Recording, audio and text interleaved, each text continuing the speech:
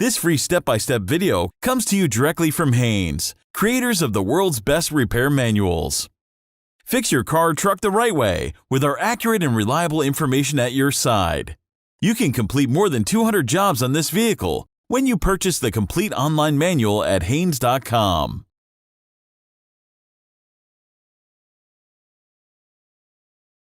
Disconnect the cable from the negative battery terminal. Remove the bulb access cover.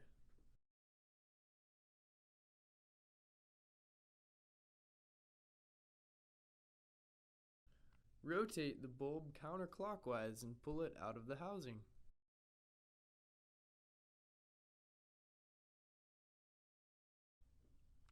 Then disconnect the electrical connector. Connect the new bulb to the electrical connector. Put the new bulb in the housing and rotate it counterclockwise until it stops. Install the access cover. Reconnect the cable to the negative battery terminal